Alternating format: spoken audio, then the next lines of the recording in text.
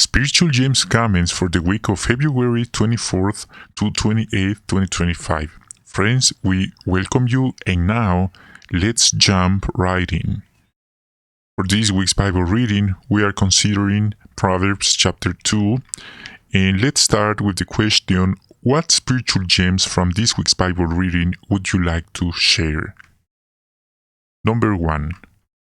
Proverbs chapter 2 verse 1 reads, "My son, if you accept my sayings and treasure up my commandments," this teaches us that to love the truths that we teach others, we must love learning such truths ourselves. In today's world, that sort of love doesn't always come easily. Such factors as deficient schooling and bad habits developed in youth leave many with an abiding dislike of studying. It's essential, however, that we learn from Jehovah. Number 2. The same verse teaches us that the responsibility falls on us individually. It's our own responsibility to get these treasures, not the supposition, "if you will receive my sayings." That is a big if, because most of mankind pay no attention to God's word.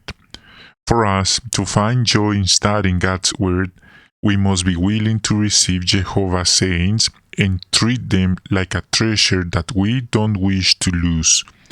We should never allow our daily routine to cause us to become so busy or distracted that we begin to treat God's word with indifference, even with misgivings. Number 3.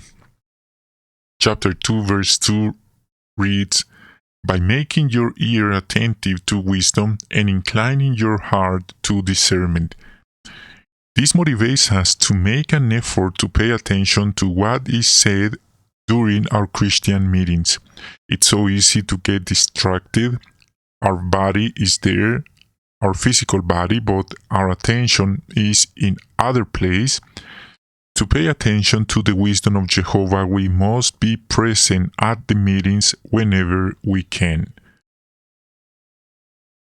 Number 4. Chapter 2 verse 2 the same verse teaches us that wisdom is the ability to put God-given knowledge to proper use. What about the tragic outcome of seemingly harmless visits made by Jacob's daughter, Dinah, to the daughters of the land of Canaan? Do we not really discern the folly of bad associations? Number 5. Proverbs chapter 2 verse 3 reads, "Moreover, if you call out for understanding and raise your voice for discernment." So, there are sincere people in our territory with a hunger to study the Bible, a sincere desire to understand the word of Jehovah, a good disposition toward study in order to acquire discernment, to perceive what the will of Jehovah is. Then this motivates us to do our best in conducting our Bible studies, our Bible courses with diligence and following the recommendations, the advice of the organization about conducting Bible studies properly. Number 6. Chapter 2 verse 3, the same verse, teaches us that understanding is the ability to see how the various aspects of a matter relate to each other. This is very important to understand. Recently, the organization has taught us that mature Christians could come to a different but valid solutions or understandings on a conscience matter. Not always everything is black or white. 7. Chapter 2 verse 4 reads, "If you keep seeking for it as for silver, and you keep searching for it as for hiding treasures." So a hiding treasure will not jump out of its hiding place and deposit itself into idle hands. We have to put forth effort to find it. So it's with the knowledge of God. This treasure is, in effect, buried in the Bible. To find it, we need to put forth effort. 8.